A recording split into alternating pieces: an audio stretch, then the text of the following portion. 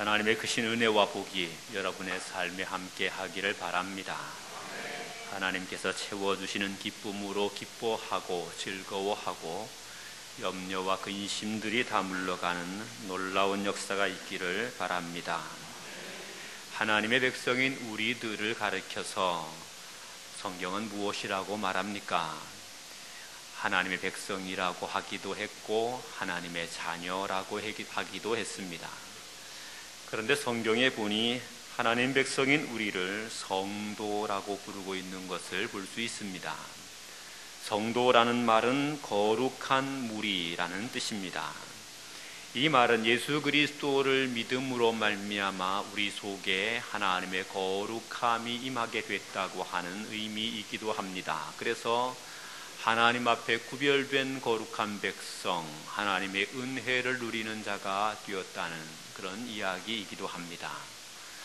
그런데 이 말씀은 우리가 하나님 앞에서 믿음으로 거룩함에 참여하는 은혜를 누리게 됐다는 말뿐만 아니라 여기에서 한 걸음 더 나아가 우리에게 거룩한 삶을 살라는 명령이기도 합니다. 우리를 가르쳐서 성도라고 말할 때에 우리는 하나님께로 구원 얻은 백성이라고 하는 이 자부심, 자존감도 가져야 될 것이고 또 동시에 하나님의 백성이기에 하나님의 백성답게 살아가야 하는 이런 사명, 이런 의무감도 가져야 합니다. 신학교를 졸업하고 강도사 인허를 받게 될 때였습니다. 그 무렵에 이제 신성종 목사님이 강도사 인허 목사 안수를 받는 사람들을 대상으로 설교를 하셨는데 그 설교의 내용 가운데 잊혀지지 않는 것이 하나 있습니다. 세상을 사는 사람들은 적어도 직업정신으로 살아간다는 겁니다. 자기 일에 있어서 프로페셔널하게 살아간다는 겁니다. 직업에 있어서 전문가로 살아가는데 하나님의 교회를 섬기는 사명자들이 직업의식은 고사하고 사명의식이 전혀 없다는 겁니다. 사명의식을 가지고 소명감을 가지고 이 사명감으로 살아가야 되는데 사명감 없이 이 일을 감당하는 사람이 많다. 그러면서 하시는 말씀이 이런 말씀을 하셨습니다.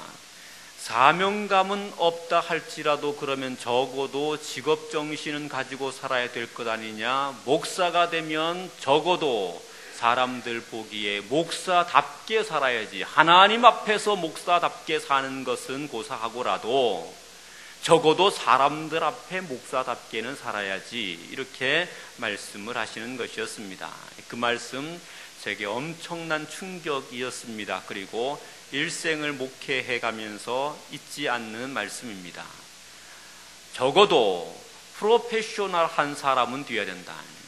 사명감을 가지고 하나님 앞에 온전히 헌신된 자로 내 삶을 살기에 힘써야 하겠지만 거기까지 못 미친다 한다면 적어도 프로페셔널한 사람은 돼서 하나님 망신시키지 말고 교회 망신시키지 말고 성도들 심령에 상처 주지 않는 그런 사람 되어야겠다, 이런 생각을 했습니다. 목사면 다 목사입니까? 아닙니다. 장로님이면 다 장로님입니까? 아닙니다. 성도로 부름받았으면 다 성도입니까? 그렇지 않은 사람들이 많습니다. 거룩하게 살아가야 한다는 이 당연한 명령과 의무 앞에 온전히 순종하지 못해서 이름은 성도지만 삶은 개차반인 사람들이 많다고 하는 거예요.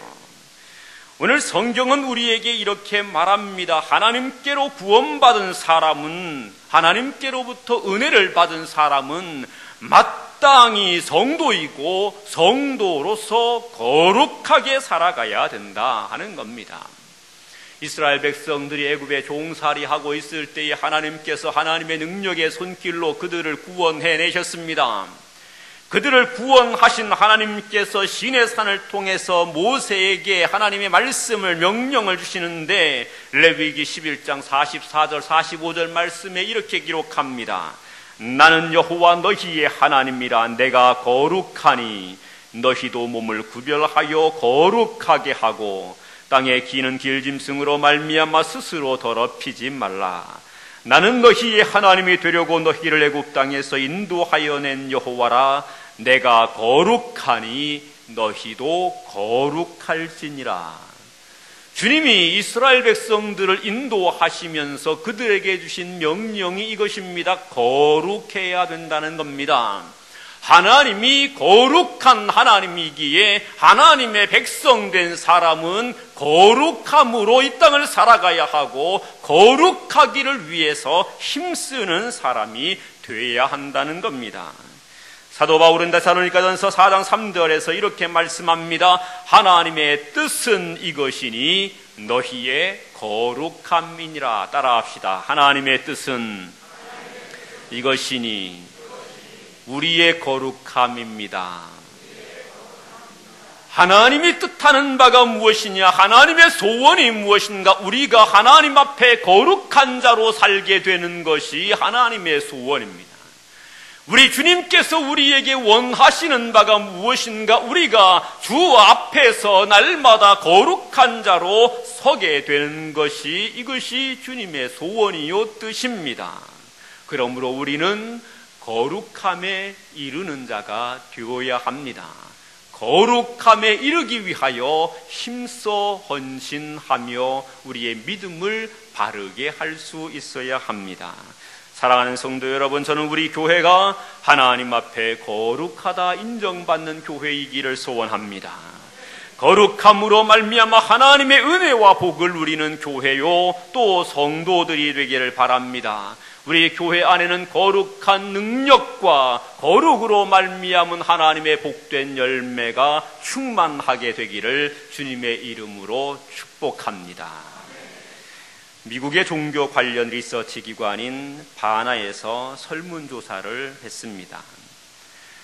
이 설문조사의 내용은 거룩함이라는 것이 무엇을 의미한다고 생각합니까? 하는 내용입니다.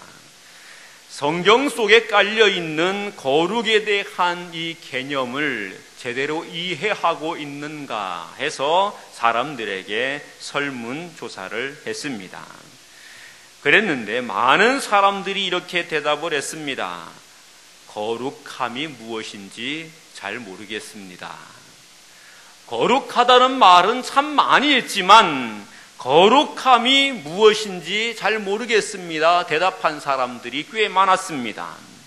그리고 어떤 사람들은 그리스도를 닮는 것이 거룩한 삶이고 어떤 사람들은 삶을 최선을 다해 사는 것이 거룩한 것이고 또 어떤 사람들은 죄 없이 사는 것이 거룩한 것입니다 하는 등등의 이야기들로 말하곤 했습니다.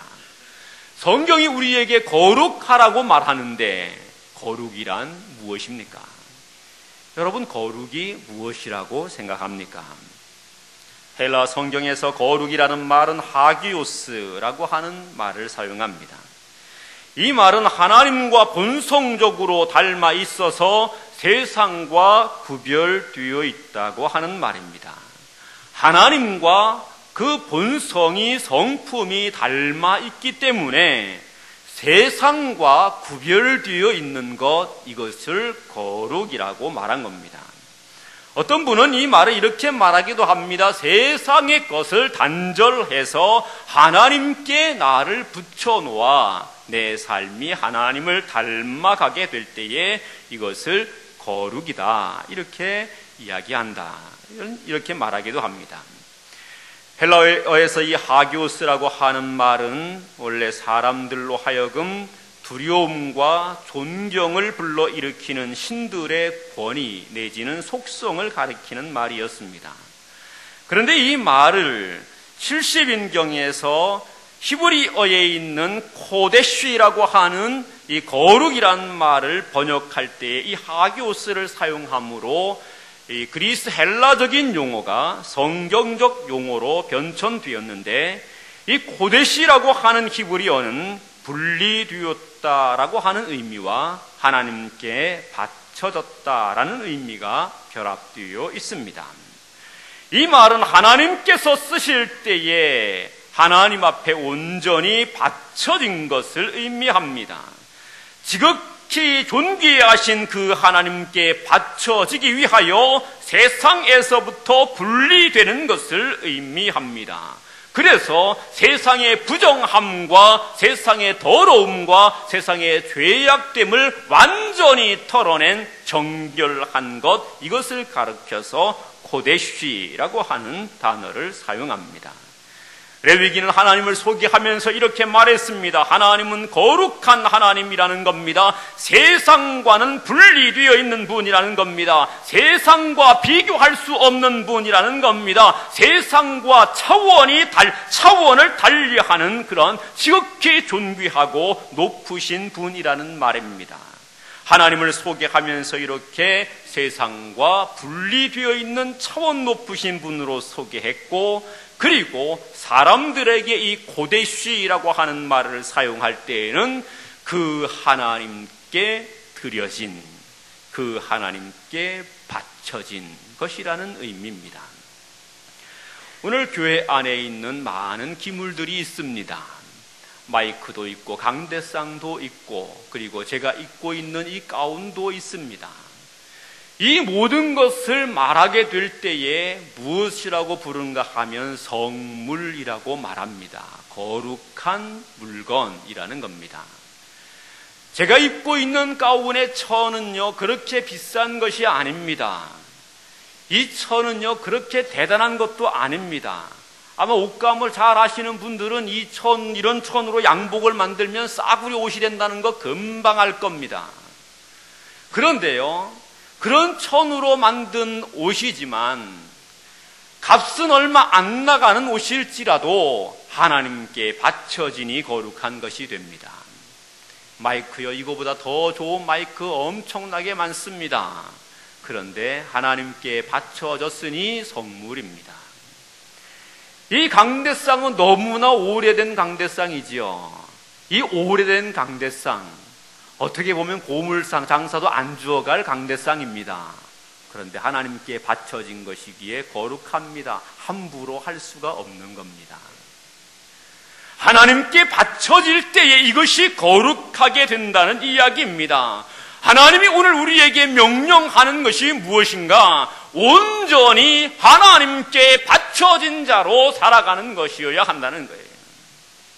그 존귀하신 하나님 앞에, 그 지극히 높으신 하나님 앞에 세상의 그 무엇과 비교할 수 없을 만큼 차원 높으신 그 영광된 하나님 앞에 온전히 바쳐진 그런 사람으로 우리가 삶을 살게 되기를 원하신다는 겁니다. 사랑하는 성도 여러분, 어떻게 살고 있습니까?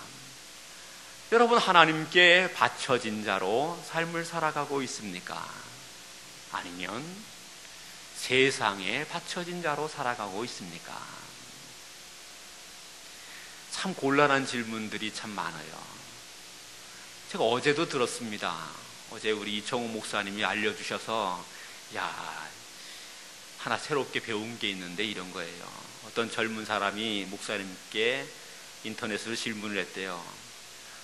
목사님, 담배를 피면 지옥 갑니까? 제가 그 질문을 받으면 뭐라고 해야 될지 참 난감했습니다. 근데 그 질문을 딱 들으면서 나는 뭐라고 대답을 해야 되나 생각을 하고 있는데 우리 이청호 목사님이 대답을 해주시더라고요. 그런데 어떤 목사님이 거기에 대답을 했대요. 아닙니다. 담배를 핀다 그래서 지옥 가는 건 아닙니다. 담배를 핀다 그래서 지옥 가는 건 아닙니다. 그러나 조금 빨리 갈 수는 있습니다.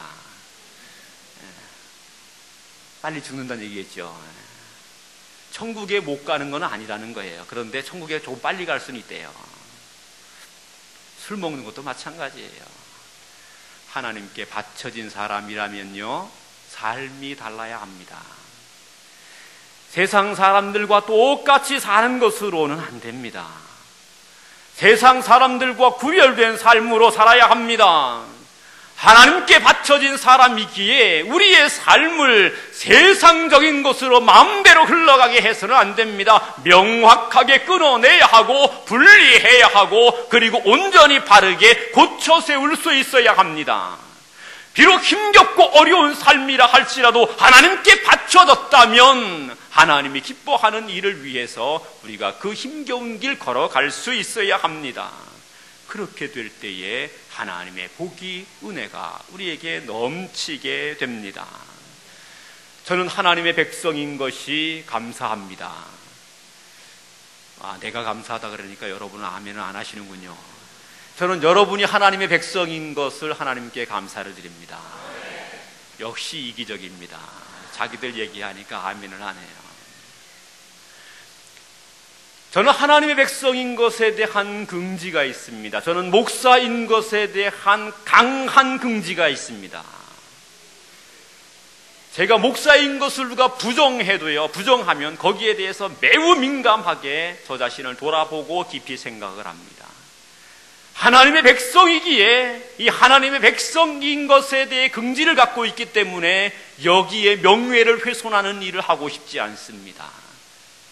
하나님 백성이기에 세상 사람들은 온갖 죄악을 저지르고 부끄러운 짓을 하고 그것을 자랑 삼아 떠버립니다.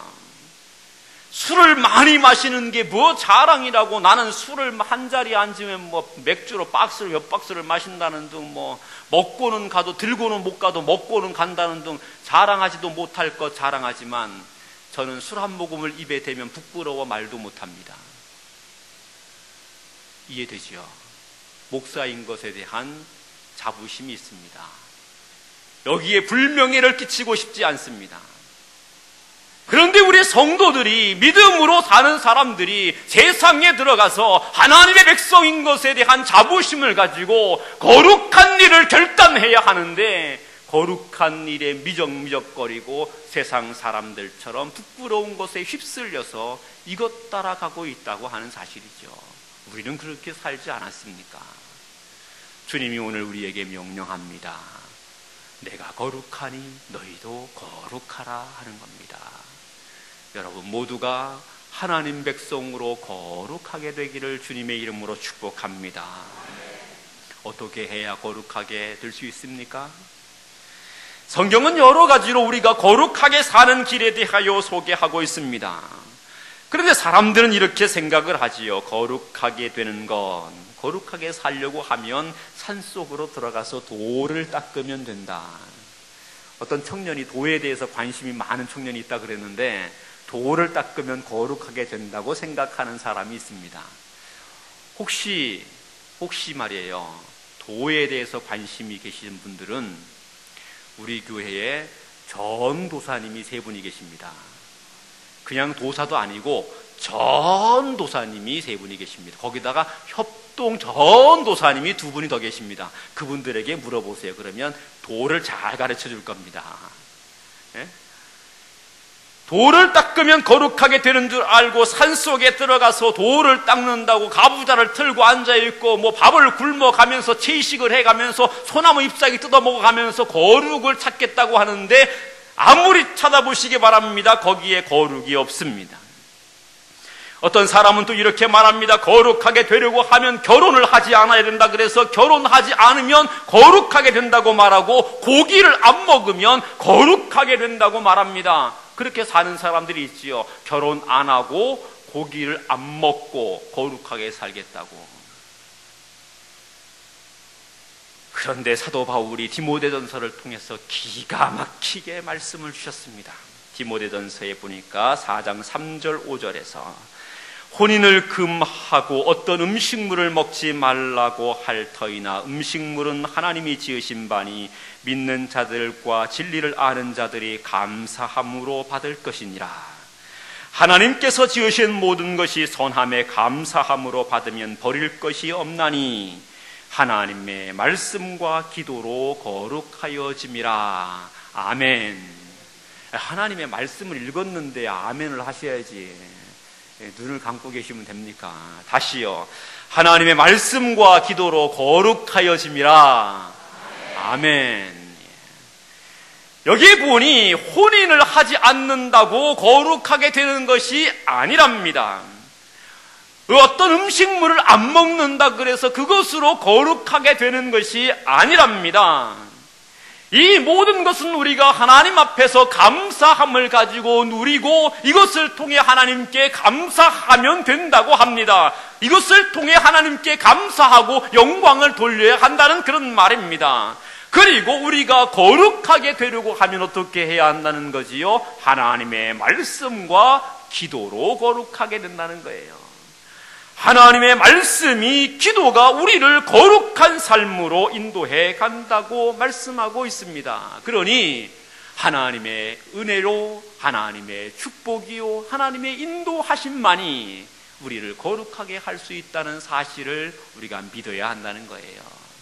우리가 거룩하게 되는 것은 하나님만이 하실 수 있는 일입니다. 하나님이 요구하신 대로 해야 우리가 거룩하게 되는 겁니다. 하나님이 인도하시는 것을 해야 우리가 거룩하게 되는 겁니다. 하나님 마음에 기뻐하는 것을 해야 우리가 거룩하게 되는 겁니다. 다시 말하면 하나님이 우리를 거룩하게 하니 그 하나님의 뜻을 따르게 되고 인도함을 따르게 되고 하나님의 지시하심을 받아 살아가게 돼야 우리가 거룩하게 되는 것이라고 오늘 성경이 말합니다. 그렇다면 오늘 본문 로마서 6장 12절부터 23절의 말씀에서는 우리의 거룩함을 무엇이라고 지시하고 있습니까? 너희는 어떻게 함으로 거룩하라고 말합니까? 먼저 우리가 19절 말씀을 같이 한번 보겠습니다. 19절 시작. 너희 육신이 연약함으로 내가 사람의 예대로 말하노니 전에 너희가 너희 지체를 부정과 불법에 내주고 불법에 이른 것 같이 이제는 너희 지체를 의에게 종으로 내주어 거룩함에 이르라. 아멘. 오늘 본문의 핵심이 여기에 있습니다. 너희는 하나님 앞에 거룩함에 이르라는 겁니다. 그리고 너희가 거룩함에 이르게 되기 위해서 너희에게 필요한 하나님이 요구하시는 삶이 있다는 것인데 세 가지로 말씀합니다. 첫 번째는 이렇게 이야기합니다. 너희 자신의 몸을 의의 병기로 하나님께 드려야 한다는 겁니다. 따라합시다. 의의 병기로 하나님께 드려야 한다. 12절과 13절 말씀에 그러므로 너희는 죄가 너희 죽을 몸을 지배하지 못하게 하여 몸의 사욕에 순종하지 말고 또한 너희 지체를 불의의 무기로 죄에게 내주지 말고 오직 너희 자신을 죽은 자 가운데서 다시 살아난 자 같이 하나님께 드리며 너희 지체를 의의 무기로 하나님께 드리라. 우리 자신의 몸을 하나님께 의의 무기로 드리라는 겁니다. 우리 자신을 하나님이 쓰도록, 하나님이 쓰시는 무기가 되도록 하나님께 내어드리라는 그런 말입니다. 그때에 우리가 거룩하게 된다고 하는 거예요. 오늘도 역시 강단의 꽃은 너무나 아름답습니다. 그런데 지금 웃으신 웃음은 동의하시는 웃음입니까? 비웃는 웃음입니까? 너무 아름답다니까요. 제가 이 꽃을 지난 금요일 날 봤거든요. 금요 심야 기도할 때. 어쩜 저렇게 꽃이 희한하게 생겼을까? 지난 주일날은 여기가 조금 더 폈던가 싶었는데요. 지금은 같은가요? 금요일 날은 한쪽에 조금 더 피고 한쪽에 덜 폈어요. 이야, 멋있다. 이 꽃은 가장 행복한 꽃인 줄로 저는 믿습니다. 왜냐하면 하나님 앞에 예배하는 강단에 하나님께 예배하는 꽃으로 여기에 올라와 있기 때문입니다. 꽃은 정말 쓰임새가 많습니다. 사랑하는 여인에게 사랑을 고백할 때 꽃다발을 준비해서 갖다 주지 않습니까? 저도 해봤어요. 저도 해봤는데 표정이 별로 감동하는 것 같지는 않았지만 저는 꽃다발을 줘봤습니다. 제 집사람이 좋아하는 꽃은 노란 꽃이에요. 봄철만 되면 그 꽃이 나오면 그러면 제가 그 꽃을 보면 사다가 갖다 주곤 합니다. 장미보다 프레이지아죠? 프레이지아. 그 꽃을 더 좋아합니다. 혹시 그 꽃 보시면 제 집사람에게 하나씩 사다 주세요. 그러면 점수를 많이 받으실 수 있을 겁니다. 사랑하는 사람에게 꽃을 선물하기도 합니다. 그 꽃 얼마나 귀한 것입니까? 그런데 그 꽃이 때로는 장례식에 쓰이기도 합니다. 죽은 사람 영전에 바쳐지는 꽃이 되기도 해요. 그런데 그 어떤 꽃은 피었다가 의미 없이 짓밟혀 버리기도 합니다. 어떤 꽃은 뇌물로 쓰이기도 합니다. 그리고 어떤 꽃은요, 우상을 숭배하는 곳에 장식되기도 합니다.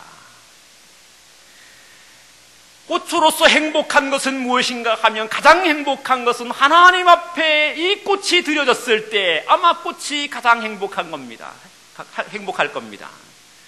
성경이 오늘 이렇게 이야기합니다. 우리가 우리의 몸이 우리의 지혜와 우리의 지식과 우리의 가진 것과 우리의 모든 소유와 능력이 하나님의 손에 붙들림 받으어서 거기에 쓰여지게 될 때에 이것이 거룩하게 되는 것이요, 이것이 우리에게 행복이라고 말합니다. 저는 우리 교회 안에 있는 모든 성도들의 몸이, 가정이, 재산이, 물질이, 재능이 하나님의 손에 들려서 쓰여지게 되기를 바랍니다. 모세의 손에 들렸던 지팡이가 홍해를 가르게 된 것처럼 우리의 가정이 하나님의 손에 들려지면 우리 자신의 몸이 비록 부족하지만, 재능과 실력이 부족하지만 하나님의 손에 들려지게 되면 역사를 바꾸어 갈 줄로 믿습니다. 이것이 바로 거룩이고 거룩의 능력입니다. 하나님이 오늘 우리에게 이것을 말합니다. 예루살렘에 예수님께서 입성하실 때에 어린 나귀를 타고 입성하시게 됐습니다. 이 어린 나귀가 건너편 마을에 있었는데 예수님께서 제자들에게 말씀하시죠. 건너편 마을에 가게 되면 거기에 나귀가 묶여 있을 거다. 그러면 그 나귀를 풀어가지고 오너라. 만약에 사람들이 주인이 뭐라고 그러면 주께서 쓰시겠다고 하라. 이렇게 이야기해라. 제자들이 예수님의 명령을 듣고 건너편 마을로 갔습니다. 건너편 역시 거기에 말씀대로 나귀가 매여 있었습니다. 어린 나귀, 아무도 타보지 않고 아무 짐도 실어보지 않은 나귀입니다. 그래서 풀어서 나오려고 하니 주인이 이야기합니다. 왜 남의 나귀를 끌고 갑니까? 당신 뭡니까? 누군데 여기 와서 남의 나귀를 이렇게 훔쳐갑니까? 노발대발 소리를 질렀을 겁니다. 제자들은 예수님이 말씀하신 소리, 그 말씀 그대로 이야기합니다. 우리 주님께서 이 나귀를 쓰시려고 합니다. 그랬더니 이 주인 아무 말도 하지 않고 얼른 가져다 쓰십시오. 내어줍니다. 저는 가만히 생각을 해봤습니다. 이 주인이 자기에게 있는 이 어린 나귀를 어떻게 기꺼이 내줄 수 있었을까? 돈을 받은 것도 아닌데 어떻게 내줄 수 있었을까? 주님께서 쓰시겠습니다 한마디에 아무 말 하지 않고 기꺼이 내어드렸습니다. 그리고 주께 쓰시게 했습니다. 이 나귀는 주 앞에 쓰여지면서 만고의 이름이 기억되는 나귀가 됐고, 이 주인 역시 주 앞에 자기의 귀한 것을 내어드려 쓰게 함으로 그 이름이 기억되는 사람이 됐습니다. 내게 있는 것을 하나님 앞에, 우리 주님 앞에 기꺼이 주께서 쓰시고자 할 때 내어놓는 것, 이것이 거룩입니다. 이렇게 될 때에 우리의 삶 속에 하나님이 채워주시는 거룩의 능력이, 열매가, 축복이 나타나게 되어 있습니다. 저는 우리 교회와 성도들이 하나님 앞에 우리 모든 것을 하나님이 쓰고자 할 때에 기꺼이 내어드리는 모습으로 거룩함에 이룰 수 있게 되기를 바라고, 그래서 거룩의 능력과 은혜와 복을 경험하게 되시기를 주님의 이름으로 축원합니다. 두 번째로 오늘 본문에 보니 거룩함에 이르는 길을 소개하면서 이렇게 말합니다. 하나님께 속한 종이 되는 것. 따라합시다. 하나님께 속한 종이 되는 것. 본문에서 보면 끊임없이 이야기하는 말이 종이 된다고 하는 이야기를 합니다. 그런데 하나님 앞에 우리가 어떻게 되어야 한다고 말하는가 하면 하나님께 속한 자로, 하나님의 종으로 될 때에, 그때에 우리의 삶 속에 거룩함이 찾아오게 된다는 것입니다. 우리는 세상을 살아가고 있습니다. 그런데 이 세상 속에 세상에 속한 자로 살면 안 된다는 겁니다. 비록 삶은 세상을 살아가고 있지만 이 삶을 세상에서 살아도 우리는 하나님께 속한 자로 살아가야 한다는 거예요. 세상에 물들게 된다든지 세상에 속한 자가 되어 세상의 종이 되고 세상의 눈치 보고 세상 앞에 벌벌 떠는 사람이 돼서는 안 된다는 겁니다. 하나님을 두려워하고 하나님을 사랑하고 하나님을 의지하고 하나님의 법에 순종하여 하나님을 우리의 왕으로 우리의 주님으로 모신 자로 살아가야 우리의 삶 속에 거룩함이 찾아오게 됩니다. 하나님께 속한 종이 되어야 합니다. 모세는 어린 시절에 아주 운이 좋은 사람이었습니다. 당시에 애굽의 바로가 히브리 족속이 자녀가 태어나면 아들이 태어나면 다 죽이도록 명령을 했는데, 그런데 부모의 품에서 곱게 숨겨져 있다가 나일강에 어쩔 수 없이 버려지게 되지만 바로의 공주의 손에 의해서 건짐을 받고 바로의 궁궐에서 왕자로 대접을 받으면서 자랄 수 있게 됐어요. 엄청나게 출세한 것이고 운이 좋게 된 경우죠.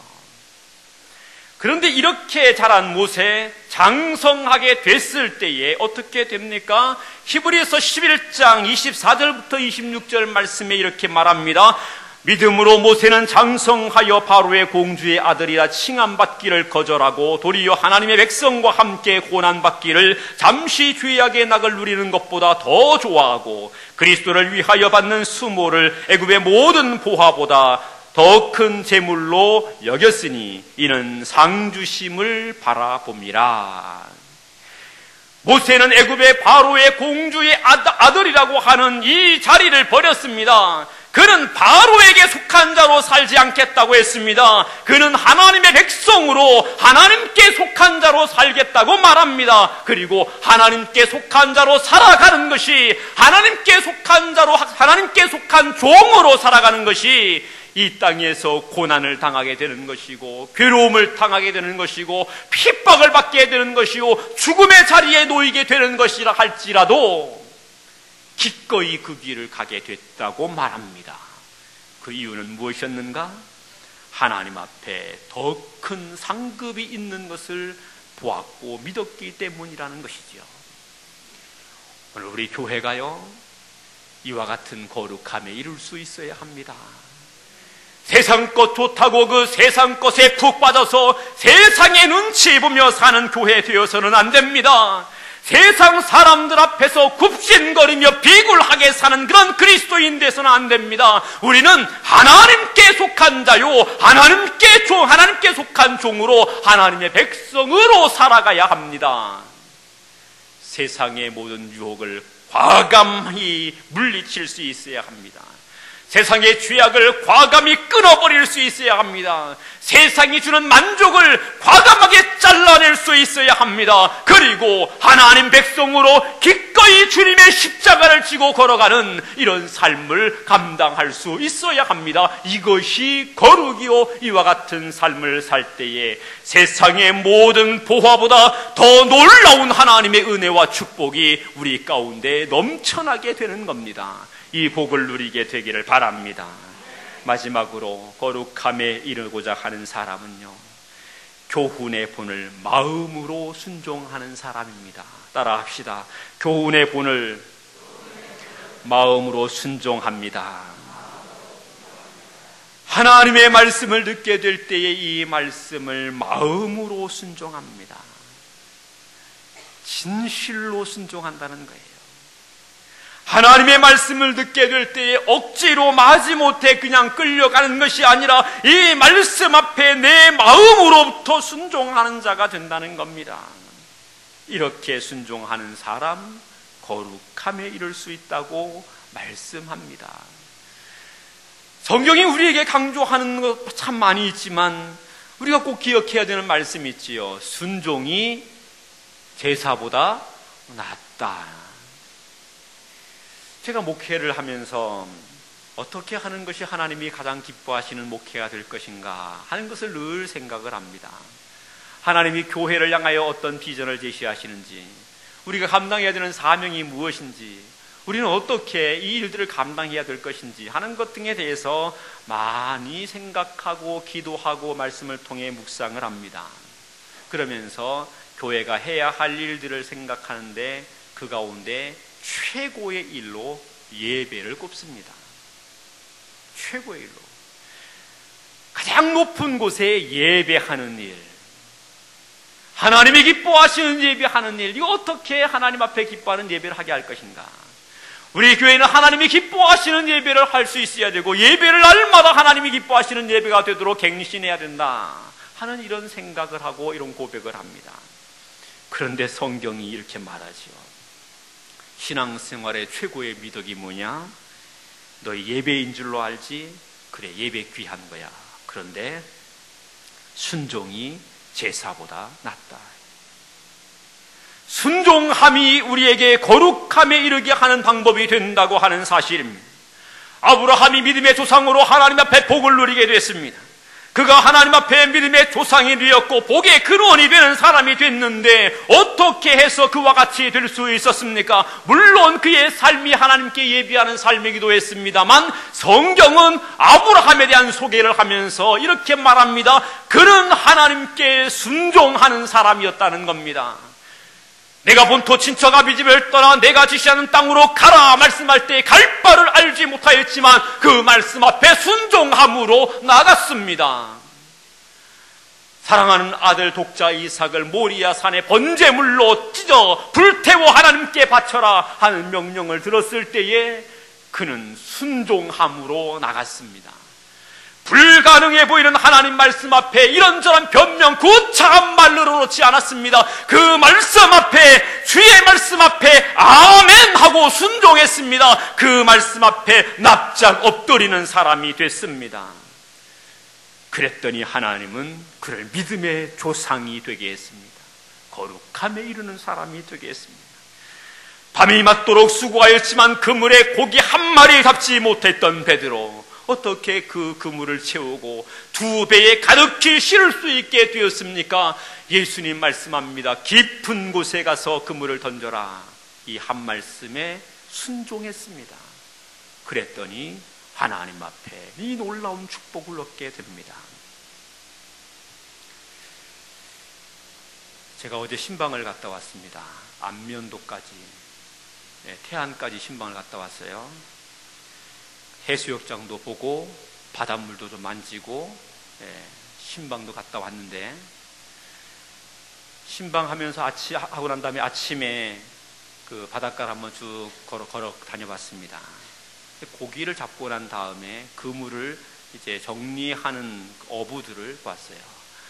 아이고, 그물이 이렇게 저렇게 막 뒤엉켜 있는데 그것을 일일이 하나씩 떼가지고 잘 정리하고 있는 겁니다.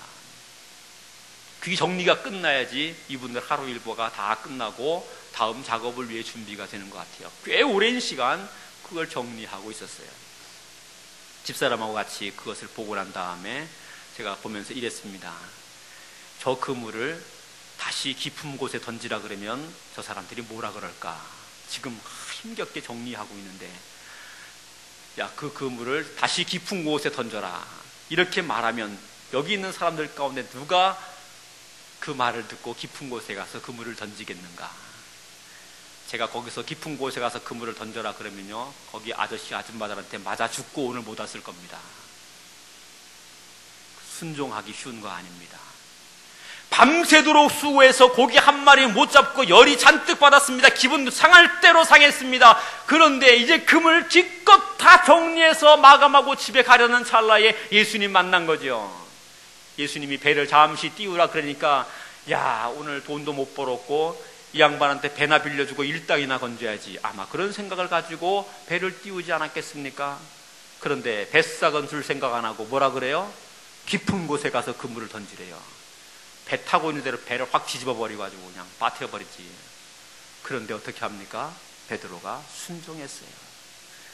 순종했더니 이 사람이 어떻게 됩니까? 그때로부터 이 사람이 예수 그리스도의 제자로 부름을 받게 됩니다. 하나님 나라의 위대한 사도가 되어 사역자가 됩니다. 하나님의 손에 쓰시는 일꾼이 됐다는 겁니다. 거룩함에 이르게 됐다는 것이요. 오늘 우리가요, 하나님의 말씀 앞에 순종해야 합니다. 듣기 좋은 말씀 앞에 순종할 수 있습니다. 그건 쉽습니다. 그런데 우리 마음에 괴로움이 되는 것, 듣기 어려운 것, 순종하기 어려운 것, 하나님의 말씀으로 우리에게 다가오면 아무리 힘들어도 우리의 마음을 고쳐 그 말씀 앞에 순종할 수 있게 되기를 바랍니다. 그래서 거룩함에 이르는 저와 여러분 되기를 바랍니다. 말씀을 맺겠습니다. 사랑하는 성도 여러분, 하나님은 우리에게 거룩함을 요구합니다. 거룩함의 열매는 하나님의 은혜요, 축복이요, 영생의 복임을 오늘 우리에게 말합니다. 그렇다면 우리는 어떻게 살아가야 할 것입니까? 이 땅을 살아가게 될 때에 그저 세상에 속한 자로 세상 사람처럼 살아서는 안 됩니다. 죄와 짝하며 살아서는 안 됩니다. 죄된 삶에 매여 있어서는 안 될 것입니다. 주님께서 우리에게 말씀하신 바를 따라 우리는 거룩함에 이르는 자가 되어야 합니다. 우리의 몸을, 우리의 모든 것을 주님이 쓰시고자 할 때에 기꺼이 내어드림으로 주의 말씀과 명령 앞에 온전히 순종하는 자의 모습으로 늘 하나님 앞에 하나님께 속한 자요, 종으로 살아가는 자로 우리가 거룩함에 이르러야 할 겁니다. 우리 교회와 성도들이 이와 같은 모습으로 주의 거룩함에 참여하고, 그러므로 하나님이 우리에게 허락하여 주시는 영생과 그 모든 것을 풍성하게 하시기를 주님의 이름으로 축원합니다. 기도하겠습니다. 하나님 아버지 감사합니다. 오늘도 하나님께서 우리에게 귀한 말씀을 주셨사오니 이 말씀 우리 속에 잘 간직하게 하시며 하나님 앞에 거룩함으로 복을 누리는 우리 교회와 성도들이 되게 하여 주옵소서. 예수님의 이름으로 감사하며 기도하옵나이다. 아멘.